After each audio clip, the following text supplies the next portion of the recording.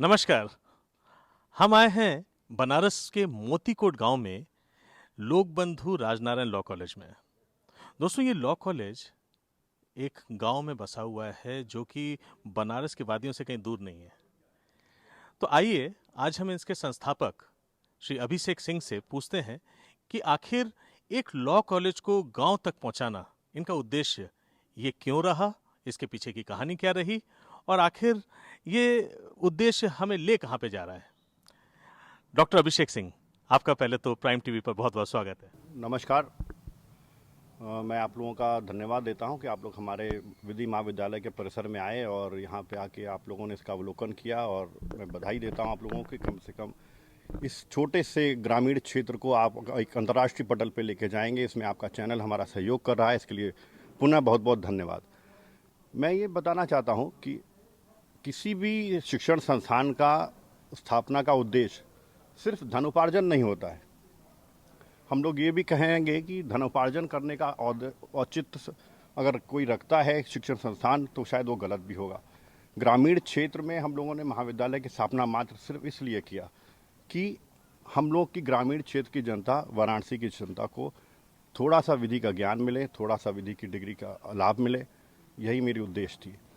साथ ही साथ ये भी कहना चाहूँगा, ग्रामीण क्षेत्र में विधि महाविद्यालय की स्थापना और वो भी उच्च कोटि की शिक्षा, उच्च कोटि की शिक्षक एवं उच्च कोटि की लाइब्रेरी के साथ हम लोगों ने खोला, ताकि जो दूर देश या दूर प्रदेश में छात्र जाते हैं पढ़ने के लिए, शायद उनको उतनी दुर्गम स्थिति का सामना न करना पड़े और उनके अपने ही पास में उन्हें अपने ही एक परिसर है जिसमें वो लोग इसका अध्ययन कर सकते हैं। तो अभिषेक जी, एक बात मैं जानना चाहूँगा कि जहाँ पे ये शिक्षा अपने आप में एक चुनौतीपूर्ण होता जा रहा है, वहाँ पे एक विधि कॉलेज को, एक लॉ कॉलेज का, वो भी एक गांव में, ये अपने आप में कितना चुनौती भरा रहा है आपके लिए? जी बेशक, इसमें चुनौतियां तो थीं, क्योंकि विधि की शिक्षा के प्रति हमारे छात्रों का जो रुझान है वो सिर्फ तब आता है, या एक मानसिकता बनी हुई है, वो सब तब आता है जबकि उनको सारे धनोपार्जन के, उनके सारी डिग्रियों के रास्ते बंद हो जाते हैं। तब वो लोग सोचते हैं कि विधि का हम लोग सहारा लें, विधि की डिग्री का सहारा लें और फिर कोई रोजगार करें। मैं इसी मिथक को तोड़ना चाहता हूँ। मैं ये चाहता हूँ कि छात्र हमारे महाविद्यालय या किसी भी विधि महाविद्यालय अगर आते हैं तो एक उद्देश्य लेके आएँ। उद्देश्य ये रहे कि विधि की डिग्री लेने के बाद उन्हें क्या करना है, उसका क्या औचित्य है, उसका क्या उद्देश्य है। इस मंशा के साथ इस महाविद्यालय की स्थापना की गई और यही मंशा मैं चाहता हूँ आगे भी जारी रहे। अभिषेक जी, चलिए, लॉ की पढ़ाई तो हो गई, लेकिन गांव में रहते हुए छात्रों को प्लेसमेंट की सुविधा आप कैसे दे रहे हैं? सर, बहुत अच्छा प्रश्न किया है आपने शुभंकर जी। मैं इसमें आपको जानकारी देना चाहता हूँ कि विधि की शिक्षा अपने आप में खुद एक रोजगार का अवसर प्रदान करती है। विधि की शिक्षा पूर्ण होने के बाद छात्र चाहे तो किसी भी न्यायालय में एक अच्छी प्रैक्टिस कर सकता है, चाहे तो आगे अध्ययन करके न्यायिक सेवा में भी जा सकते हैं। उस साथ ही साथ हमारे रोजगार के और भी कई द्वार खुल जाते हैं, जैसे बैंकिंग सेक्टर होता है और प्राइवेट कंपनीज़ होती हैं। इसमें भी वो किसी भी विधिक अधिकारी या लॉ ऑफिसर के रूप में चयनित किए जा सकते हैं। इसके लिए सबसे पहली बात है कि छात्रों को एक लगन के साथ, एक उद्देश्य के साथ अपनी शिक्षा को पूर्ण करना पड़ता है। अच्छा, ये तो बहुत अच्छी बात आपने कही कि अगर प्लेसमेंट के लिए भी, अगर नौकरी के भी आयाम अगर आपने दे दिए, तो छात्रों की आधी चिंता तो वहीं दूर हो जाती है।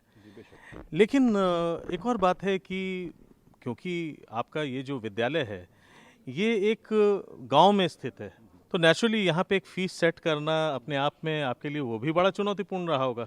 जी बेशक बेशक, शुभंकर जी, मैं ये कहना चाहूँगा कि ग्रामीण क्षेत्र में सबसे पहली जो दुश्वारी हमारे सामने आई कि हम लोग किस प्रकार का शुल्क निर्धारण किया जाए, क्योंकि हमें ये पता था वाराणसी परिक्षेत्र में बहुत से परिवार ऐसे हैं जिनको शुल्क देने में बहुत ही दिक्कतें आती हैं, चाहे उनकी आय स्रोत कम हो, चाहे उनका सीमित हो। तो हम लोगों को भी ये लगता था कि सिर्फ धनोपार्जन के लिए अगर हम लोग शुल्क लेंगे तो वो ठीक नहीं है। इसलिए हम लोगों ने कोशिश किया, शुरुआत में जब सन 2004 में स्थापना किया गया तो मात्र 7,000 प्रति वर्ष के साथ हम लोगों ने शुरुआत किया। धीरे धीरे आज 2021 में भी अगर हम लोग पहुंच गए हैं तो शायद हम लोगों ने आज भी 18,000 सालाना फीस रखी है, शुल्क रखा है, जो कि 1500 रुपये महीना पड़ता है। और शायद हमको लगता है पूर्वांचल को, क्या मैं पूरे देश में कह सकता हूँ कि शायद हमारी महाविद्यालय की फीस बहुत सबसे कम है। बहुत खूब अभिषेक जी, जितनी तारीफ की जाए वो कम है। लेकिन मैं ये भी कहूँगा कि जब कोरोना का वक्त आया तो शायद ये शुल्क भी क्या आपको पूरी तरीके से मिल पा रहा है? जी, एकदम बेशक कहूँगा कि अगर कोरोना में सबसे ज़्यादा किसी को दिक्कतें आई हैं तो सिर्फ शिक्षण संस्थान को दिक्कतें आई हैं, टूरिस्ट प्लेस को दिक्कतें आई हैं, शिक्षण संस्थान को दिक्कतें आई हैं। तो मैं ये कहना चाहूँगा हम लोग के भी दिक्कतें हुई। 1 साल तक कोई शुल्क नहीं आई, बच्चों ने कोशिश किया कि शुल्क ना दे करके और आगे पढ़ाई किया जाए, परंतु चूँकि अब हम लोग थोड़ा-सा रोज़गार परक शिक्षा दे रहे हैं तो हमको बंदिशें हैं कि बिना किसी शुल्क के हम लोग अपनी आगे की कार्रवाई नहीं कर पाएँगे। तो हम लोगों ने अवसर ये दिया उन लोगों को कि आप लोग कुछ किश्तों में फ़ीस जमा करें और जो हो सकता है वो बाद में जमा कर सें। ये हम लोगों ने थोड़ी-सी छूट प्रदान की उनको। अभिषेक जी, ये तो हो गई फीस प्लेसमेंट की बात। लेकिन ये एंट्रेंस एग्ज़ाम आपके यहाँ पे जो एडमिशन प्रोसेस है, वो किस प्रकार से है?